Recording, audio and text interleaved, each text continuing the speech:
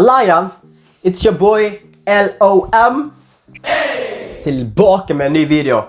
Og I dag skal jeg faktisk vise deg de 5 tingene du må tenke på før du kjøper din første aksje. Ikke bare din første, men en aksje. Denne videoen er egentlig basert på ting som jeg selv vanligvis gjør. Jeg er ikke noen finansrådgiver. Jeg er bare en random person som snakker om penger. Og som ikke har så mye penger. Ja, men hvis du som ser på dette har litt mer greie på aksjer og mener at det er noe jeg har glemt, så må ikke du nøle med å kommentere det I kommentarfeltet. Let me know down in the comments. Ok, vi hopper rett på. Ja, ting nummer 1, det er tid. Hva vil det si med tid? Med tid så snakker vi om hvor lenge du kjøper den aksjen for å holde den. Kjøper du den for å bare selge den igjen samme dag? Kjøper du den for å selge den igjen om en uke? Om en måned? Tenker du å kjøpe den og beholde den I så mange år, sånn at du får utbytte fra aksjen, hvis det er en utbyttebetalende aksje? Så dette er ting du må tenke på om du skal swing-trade, day-trade, eller tenk langsiktig. Hvis du ønsker å se litt mer om day-trading og swing-trading, så har jeg en video som popper opp her. Selveste Warren Buffett anbefaler å kjøpe og holde forever. Ting nummer 2, og det er å faktisk forstå selskapet og hvilken sektor de hører til, og hvordan de tjener penger, og hvilke ting de gjør for å tjene penger. Og så må du tenke på den sektoren de hører til, og hvordan ser den sektoren om 5-10 år frem I tid. Fordi det meste blir jo egentlig teknologisert. Teknologi tar jo over det meste, og hvis et selskap ikke tilpasser seg teknologien, så kommer ikke til å overleve I hvert fall I den teknologiverdenen. Ok, ting nummer 3, og det er å se på historie og nyheter.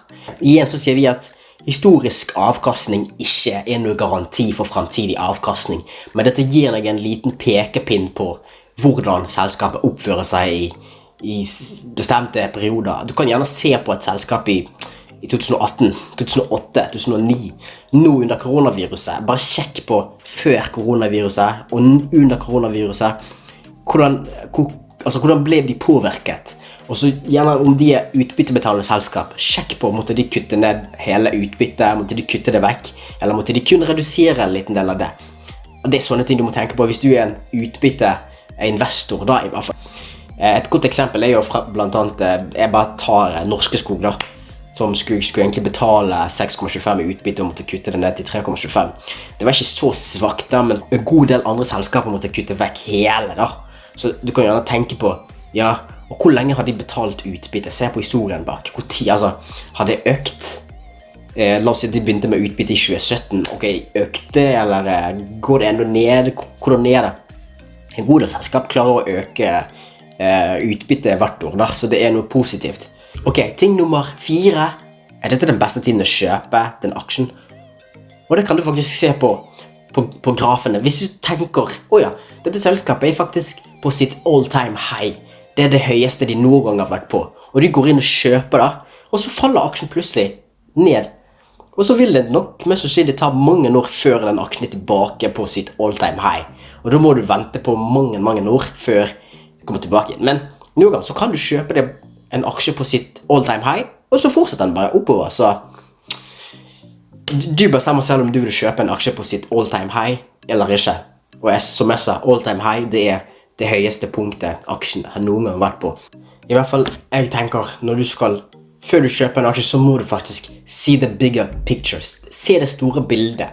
Og hva vil det si? Det vil altså si at du ikke trenger å se på kun dagens graf. Du kan gjerne se på en måned tilbake I tid. Hvis dere ser på en måned her, så ser grafen ut som det stigende. Men om du fokuserer kun på dagens, så ser det ut som man synkende. Så det handler litt om å se litt langt frem I tid. Hvis du ser på 3 måneder tilbake I tid, så virker han slik han ser ut.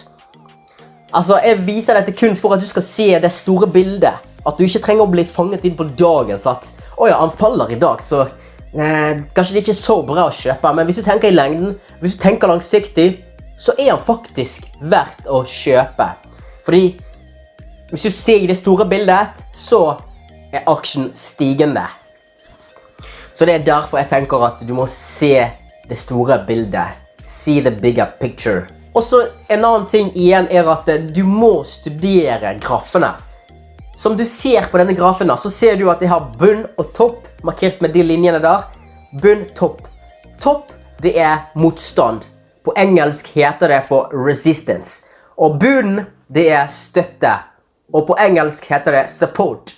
Når en aksje kommer opp til motstand, så vil den enten bryte gjennom, eller så vil den sprette tilbake, bounce back. Og når han kommer ned igjen til støtte, altså support, så vil han enten sprette tilbake, opp igjen, eller bryte gjennom og nedover. Så de fleste kjøper aksjen akkurat når aksjen har brøtt seg enten på vei opp, eller så at han har sprettet ned igjen. Når han spretter ned på støtte, da det da de fleste kjøper. Når han bryter seg gjennom motstand, da det da de fleste kjøper. Slik det ser ut på det bildet der. Så ser det ut som om du kjøper når han bryter seg gjennom, så kan du selge deg litt opp, så kan du tjene litt. Ting nummer 5, det faktisk å forholde deg til strategien din. Når du tenker at jeg skal kjøpe en da, så må du gjøre det da. Når du tenker at jeg skal selge meg da, da må du selge deg da. For jeg har opplevd selv at når du tenker at jeg skal selge meg da, og så kommer aksjen opp, og så tenker jeg, nei, jeg venter litt. Det mulig at jeg tjener litt mer, sant? Og så ender du opp med å tape egentlig det du skulle tjene. La oss si at du har kjøpt en aksje på 70, og så skal du selge deg ut på 75. Det typiske at når aksjen går ut til 74, så tenker du, ja, jeg tror jeg kommer til å fortsette oppover. 75, så tenker du, nei, jeg venter litt til. Jeg kan tjene litt mer, sant? Litt mer. Det alt for grådig, sant? Og så plutselig så begynner aksjen å falle, og så taper du litt, og så tjener du litt mindre enn det du egentlig burde ha tjent om du hadde fulgt strategien din.